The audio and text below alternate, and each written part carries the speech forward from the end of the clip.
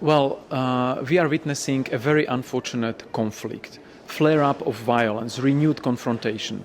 And as with every conflict, the first victim is the truth. If you have fighting, it's very hard to go on the ground and to verify the situation.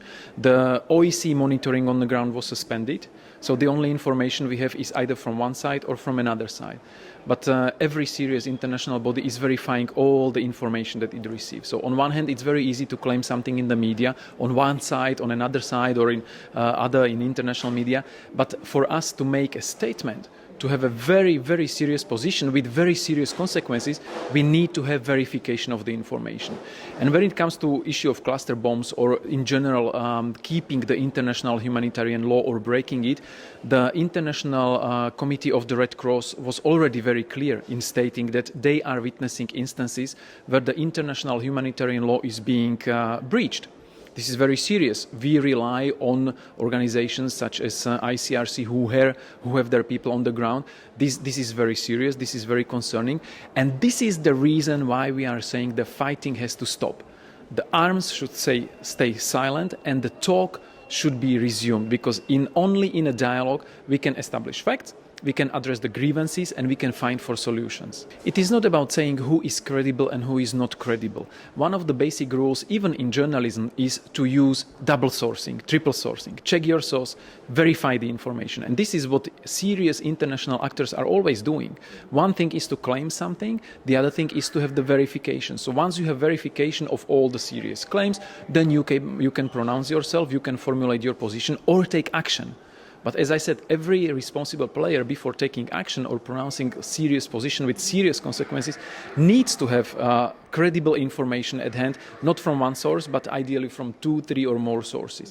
For us, important source was OEC monitoring. The monitors had to suspend their work on the ground. That's why we don't have that kind of information that we need.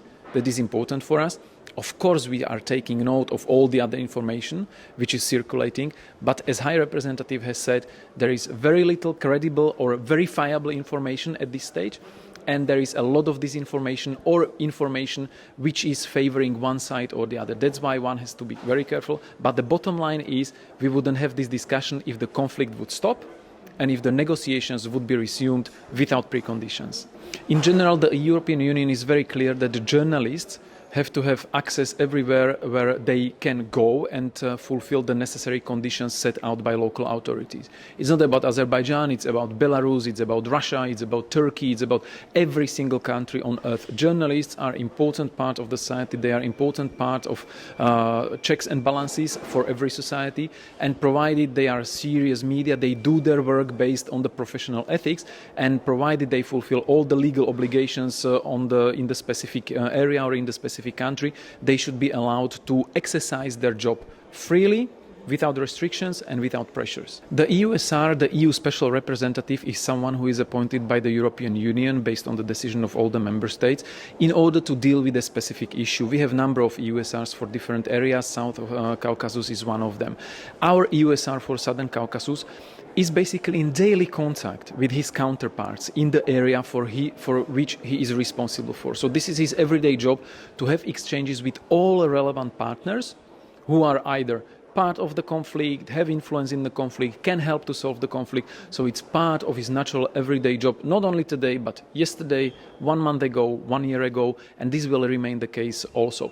For travelers and for journeys, you know that this is something what we do as a rule in order to have diplomatic exchanges with the partners, and we do it whenever the conditions allow it and whenever the partners are ready to receive us. So without commenting specifically on the everyday agenda of one specific EUSR, this is the general rule. Whenever we can go, whenever there are conditions for it, hygienic, health, sanitary, but also security and political conditions, we go.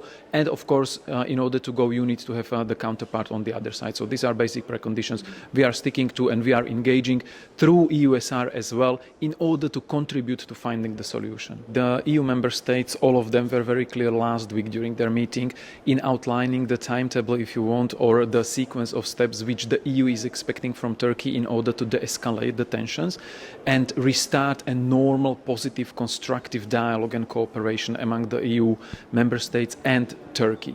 So the Council conclusions in this respect, the decisions of the EU heads of states and governments are the best outline of the strategy, of the expectations and of the timetable.